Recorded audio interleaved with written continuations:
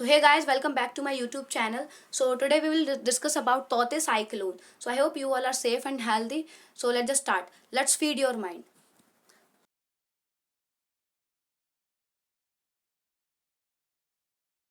क्या होता है? जो एक साइक्लोन है, साइक्लोन के बीच में हमने देखा है कि एक सेंटर होता है, तो वो उस सेंटर को हम क्या बोलते हैं? Centre of low atmospheric pressure. तो जो वो सेंटर होता है उसमें जो एटमॉस्फेरिक प्रेशर होता है वो बहुत ज्यादा कम होता है, लेकिन जो उसके आसपास जो विंड होती है वो बहुत सारी हैवी विंड रोटेट करती है, जिससे क्या होता है कि वो रोटेट करता हुआ आगे बढ़ता है, बहुत सारी विंड उसके साथ आगे बढ़ती है, तो वो बहुत सारी चीजों को तबाह करते हुए बढ़ता है। एंड दिस तौते cyclone is the first cyclone of 2021 in Arabian sea. ये वाला हमारा अरेबियन सी है ये। तो ये वो जो साइक्लोन है ये यहीं से उठा है। तो ये जो साइक्लोन है ये 2021 का फर्स्ट साइक्लोन है from the Arabian Sea, and all these cyclone since 2018 have been categorised as a severe cyclone और अबव।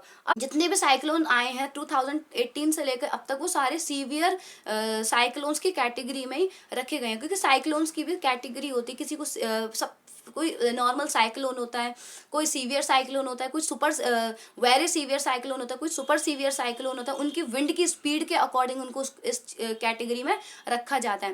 अब हमने साइक्लोन पढ़ लिया, अब हम पढ़ेंगे फॉर्मेशन ऑफ साइक्लोन कि साइक्लोन बनता कैसे है। सबसे पहले साइक्लोन के जो फॉर्मेशन बेस होता है वो होता है वार्म वाटर, गर्म पानी। गर्म पानी से क्या होता है, जब गर्म पानी होगा, अब गर्म पानी कैसे होता है, इतनी ग्लोबल वार्मिंग बढ़ रही है और जो सन होता है उससे गर्म पानी हो जाता है, ओशियंस का पानी गर्म हो जाता है। एंड जब गर्म पानी हो जाता है उसके बाद उसकी एयर भी होती है आसपास की, वो भी गर्म हो जाती है। और जब गर्म पानी और गर्म एयर होती है तो उससे क्या होता है, इवेपोरेशन होता है। और जब इवेपोरेशन होता है तो क्या होता है, वार्म वेपर्स, जो गर्म गर्म वेपर्स है वो ऊपर उठती हैं। और जब वो ऊपर उठती है तो वो लो प्रेशर में पहुंच जाती हैं। धीरे धीरे जब वो जितना हम ऊपर जाते जाते लो प्रेशर होता जाता है। और जब वो ऊपर लो प्रेशर में पहुंचती है तो क्या होता है, जो एयर होती है वो ठंडी हो जाती है। और जब एयर ठंडी हो जाती है तो ठंडी होने से क्या होता है, कंडेंसेशन होता है। कंडेंसेशन मीन्स जब कोई भी फॉर्म का चेंज होता है, मीन्स एयर से वो वाटर ड्रॉपलेट्स में चेंज हो जाती है, मीन्स गैस से वो वाटर में चेंज हो जाती है। और जब गैस से और वाटर में चेंज होती है तो एक हीट रिलीज होती है जिसको हम बोलते हैं लेटेंट हीट। एंड जब ये हीट रिलीज होती है तो ये जो हीट होती है ये आसपास की और जितनी हवा होती है इसको भी गर्म कर देती है। और जब आसपास की हवा गर्म हो जाती है तो उससे क्या होता है, हवा और ऊपर उठती है, क्योंकि प्रेशर बढ़ जाता है तो वो और ऊपर उठती है। और जब हवा और ऊपर उठती है तो जो उस हवा का प्रेशर होता है वो नीचे की जो हवा होती है वो उसे और अपनी तरफ ऊपर की ओर खींचती है। तो जब ये वाली जो साइकिल है ये बार बार रिपीट होती रहती है, ये जो चेन है बार बार रिपीट होती रहती है, तो ऊपर जो एनर्जी होती है वो क्लाउड्स बनते हैं। क्लाउड्स मतलब सारी एनर्जी जो होती है वो ऊपर स्टोर होती रहती है। जब सारी एनर्जी स्टोर हो जाती है तब ये एक साइक्लोन में कन्वर्ट हो जाता है। ऐसे धीरे धीरे करके ये आगे बढ़ता जाता है और साइक्लोन में कन्वर्ट होता जाता है। और अभी का हम देखें तो अभी जो हमारा सी वाटर है, जो अरेबियन सी वाटर है, वो 50 मीटर तक की डेप्थ तक जो पानी है वो गर्म है। 50 मीटर की डेप्थ तक पानी बहुत ज्यादा गर्म है।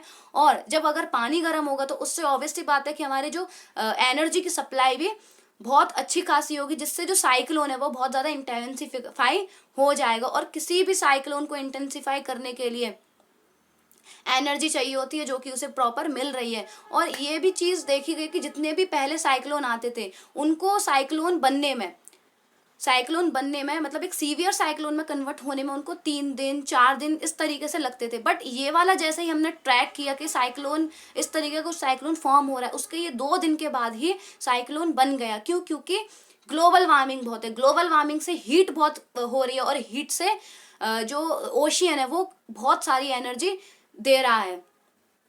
हीट से क्या हो रहा है, हीट से जो मैंने ये साइकिल बताई ये रिपीट हो रही है। और ये साइकिल जब रिपीट हो रही है फॉर्मेशन ऑफ साइक्लोन की, तो इससे साइक्लोन्स बन रहे हैं। नाउ अब ये कैटेगरी है साइक्लोन्स की कि कितनी विंड की स्पीड पर वो साइक्लोन बनता है, कितनी विंड की स्पीड पर वो सीवियर साइक्लोन बनता है, कितनी स्पीड पर वो वेरी सीवियर साइक्लोन बनता है। तो जब लो प्रेशर एरिया होता है, लो प्रेशर एरिया कब होता है, जब उसकी विंड की स्पीड 31 किलोमीटर से कम होती है। और जब 31 से 49 तक हो जाती है तब उसे हम डिप्रेशन कहते हैं। फिर डीप डिप्रेशन कब होता है, 50 to 61, साइक्लोन स्टॉर्म 60 to 88, ऐसे ही severe cyclone storm, very severe cyclone storm and super cyclonic storm. Storm, और जो ये तौते साइक्लोन स्टॉर्म है ये सुपर साइक्लोन स्टॉर्म की कैटेगरी में आता है, क्योंकि इसकी जो विंड की स्पीड थी वो 222 से ज्यादा थी।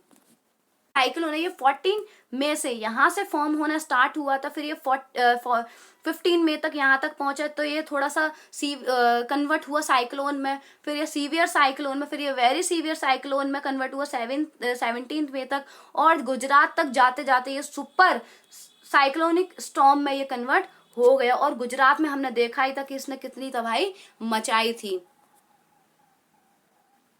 नाउ तौते name have recommended by Myanmar. जो ये साइक्लोन है, साइक्लोन के नेमिंग की बात हम कभी और बात करेंगे कि साइक्लोन्स के नेम कैसे रखे जाते हैं, बट अभी जो ये साइक्लोन का नेम है तौते, वो म्यांमार द्वारा रिकमेंड किया गया है। एंड इसका होता है तौते वर्ड का मतलब है एक लिजार्ड, हाईली वोकल लिजार्ड इसका मतलब है। And Bay of Bengal have many flowing rivers mouth whereas Arabian Sea haven't, so that's why it's remained warm।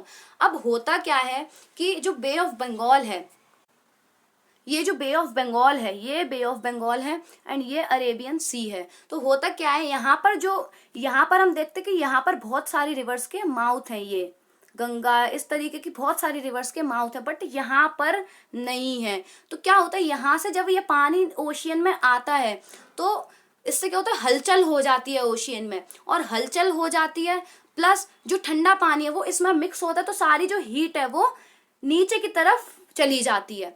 But इस तरफ कोई पानी है नहीं है, ना इस तरफ कोई नदी है, तो इस तरफ ओशियन में कोई हलचल भी नहीं होती, तो इस तरफ की जो हीट है वो ऐसी की ऐसी एज इट इज बनी रहती है। तो इसीलिए यहाँ पर साइक्लोन थोड़ा देर लेट आते हैं, थोड़ा देर में फॉर्म होते हैं, बट यहाँ पर बहुत जल्दी जल्दी फॉर्म हो जाते हैं। क्यों? क्योंकि ये नीचे पहुंच जाती है, तो इसकी ये हीट होती है, ये नीचे अपनी स्टोर करती रहती है, ये नीचे अपनी हीट को स्टोर करती रहती है। तो जब तक ये हीट सफिशिएंट हीट होती है तब ये साइक्लोन बनता है। बट यहाँ पर नीचे हीट को ले जाने सफिशिएंट सोर्स ही नहीं है, तो ये कैसे नीचे हीट को ले जाए, क्योंकि यहाँ से कोई फ्लोइंग रिवर्स का पानी आ नहीं रहा है और जिससे नदी ओशन में हलचल है ही नहीं है, तो इसीलिए ये हीट यहीं पर इनके ऊपर के सरफेस पर रहती है, जिससे ये जल्दी जल्दी साइक्लोन्स फॉर्म करती है। बट यहाँ पर साइक्लोन्स थोड़ा लेट फॉर्म होते हैं, क्योंकि इसकी हीट जो है नीचे इंटेंसिफाई होती रहती है, और जब वो पूरी इंटेंसिफाई हो जाती है तब जाके एक बड़ा साइक्लोन बनता है। तो इसीलिए जो बे ऑफ बंगाल में साइक्लोन्स आते हैं वो ज्यादा हैवी साइक्लोन होते हैं, बट ये वाले जो साइक्लोन आते हैं ये थोड़े कम हैवी साइक्लोन होते हैं। और यहाँ वाले जो साइक्लोन होते हैं ये ज्यादा गर्म होते हैं, और ये वाले जो साइक्लोन होते हैं अरेबियन सी वाले ये थोड़े कम गर्म होते हैं। क्यों? क्योंकि यहाँ पे ये अपनी जो हीट है इसको इंटेंसिफाई कर रही है, बट यहाँ पर इसको हीट इंटेंसिफाई करने का कोई प्रॉपर सोर्स मिल ही नहीं रहा है, तो इसीलिए यहाँ के कम गर्म होते हैं और यहाँ के ज्यादा गर्म होते हैं। And there are 2 seasons of cyclone, pre post monsoon and pre monsoon. और साइक्लोन आने के 2 ही सीजन होते हैं, first pre monsoon and post monsoon. ये वाला होता है और जब मानसून जाने वाला होता है तभी ये सारे साइक्लोन्स फॉर्म होते हैं। और ये जो गीको लिजर्ड है, ये लिजर्ड ये है, इसी लिजर्ड के ऊपर इस साइक्लोन का नाम रखा गया है। नाउ एनुअली अगर हम एवरेज देखें, एनुअली हमारे 5 to 6 साइक्लोन्स तो आते ही आते हैं। बे ऑफ बंगाल और अरेबियन सी को अगर हम मिला के देखें तो दोनों में से 5 और 6 साइक्लोन्स तो आते ही आते हैं, और जिसमें से जो 4 साइक्लोन बनते हैं वो हमारे बे ऑफ बंगाल से बनते हैं, जो कि हमारे बहुत ज़्यादा गर्म होते हैं अरेबियन सी से भी। और जो साइक्लोन्स होते हैं वो साइक्लोन्स क्योंकि ओशियंस से उठते हैं, तो ओशियन से जब वो हैवी प्रेशर से हैवी इतनी स्पीड की विंड होती है, जब वो जाती है तो वो अपने साथ वाटर को भी हिट करती हुई जाती है। जब वाटर हिट होता है तो जब वो लैंड पर पहुंचता है, जो साइक्लोन है वो जब वो लैंड पर पहुंचता है तो अपने साथ बहुत सारा वाटर भी लेकर जाती है, जिससे बहुत हैवी फ्लड भी आ जाते हैं। और ये जो आई है साइक्लोन की,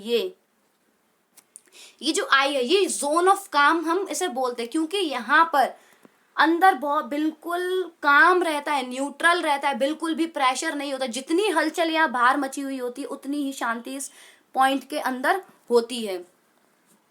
एंड अब डिस्ट्रक्शन कितना हुआ, कितनी तबाही हुई, कितनी बर्बादी हुई इस साइक्लोन से, ये हम देखेंगे। सबसे पहला तो कि हमने ये देखा कि तौते जो साइक्लोन था इसने गुजरात में बहुत ज्यादा तबाही मचाई। 46 लोग गुजरात में इस साइक्लोन के कारण मारे गए।